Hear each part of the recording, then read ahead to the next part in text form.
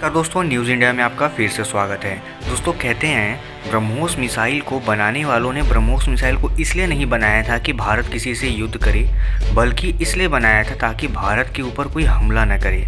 चलिए दोस्तों, आज बात करने वाले हैं हम लोग इस वीडियो में भारत और फिलीपींस के बीच में हो रहे ब्रह्मोस मिसाइल के डील को लेकर।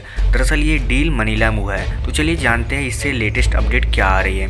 दरअसल दोस्तों, भारत और फिलीपींस के बीच में जो डील ब्रह्मोस मिसाइल को खरीदने को लेकर हो रही है, उसके तहत भारत और फिलीपींस के बीच में एक की पैक्ट साइन हुआ है, जिसके तहत ये होना है कि भारत फिलीपींस को जितने भी डिफेंस मटेरियल बेचेगा, उसकी जो देख रेख है और उसकी जो कमांड है वो दोनों देशों को मिलकर संभालनी होगी। और आपको बता दें कि इसके बाद भारत फिलीपींस को और भी ज़्यादा डिफेंस मटेरियल बेच सकेगा, जिसमें कि भारत का ब्रह्मोस मिसाइल भी है।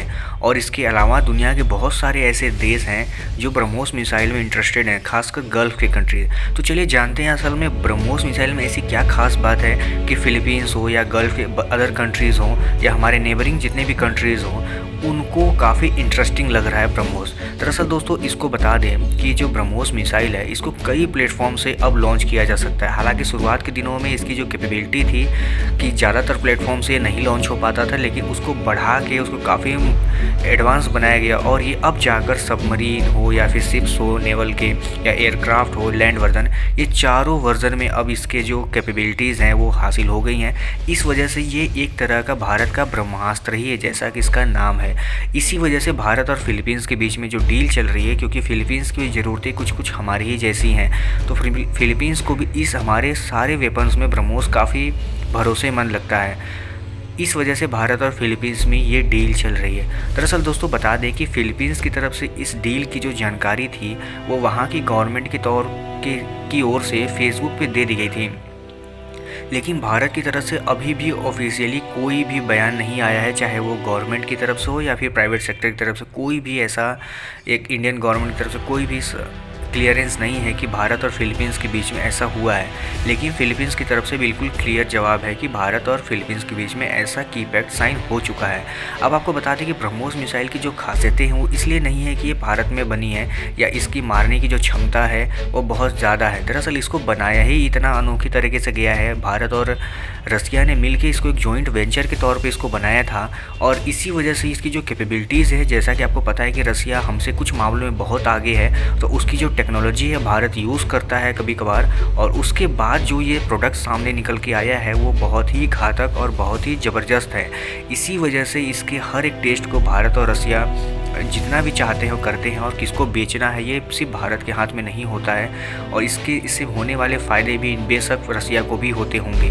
तो इसलिए से दोनों देशों की सहमति से ये माना जाता है कि भारत और रसिया चाहते हैं कि इस मिसाइल का जो सेल है वो छोटे मोटे कंट्रीज़ को हो, खासकर भारत के आसपास के जो एरियाज़ हैं, जो छोटे कंट्रीज़ हैं उनको हो, जिससे कि फ़ायदा हो सके। अब आपको बता दें कि ब्रह्मोस का जो नेवल वर्जन था उसको अक्टूबर 2020 में सक्सेसफुली ट्रायल किया गया था अरेबियन सी में। उसके बाद एयरफोर्स का जो एयर वर्जन था वो भी सुकोई से टेस्ट किया गया था, जो कि सक्सेसफुल रहा था, और ये बे ऑफ बंगाल में टेस्ट किया गया था।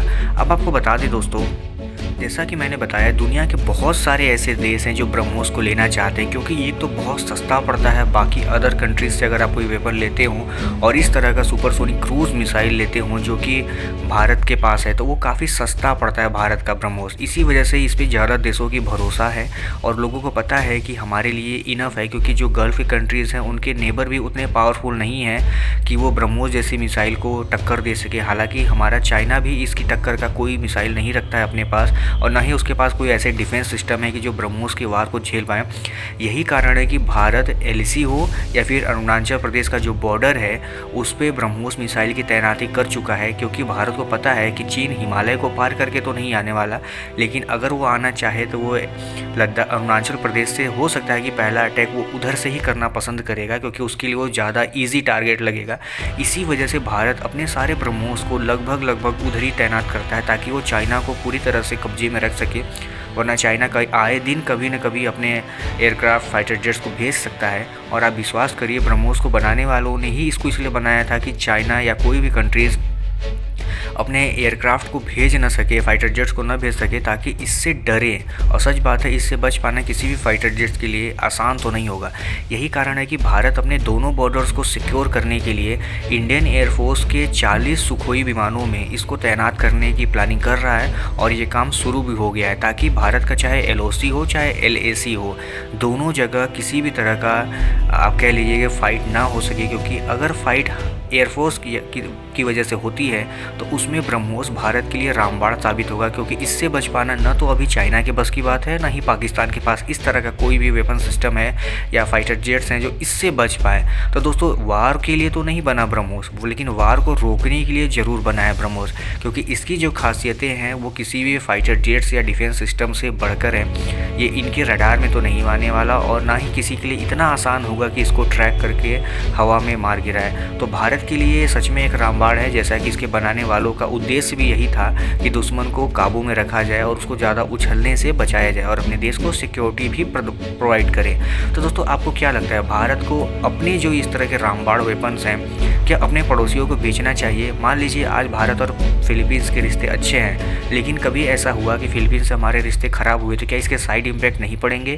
क्या फिलीपींस अगर चाहे तो चाइना को बेच दे या फिर पाकिस्तान को बेच दे? क्या ऐसा नहीं हो सकता है?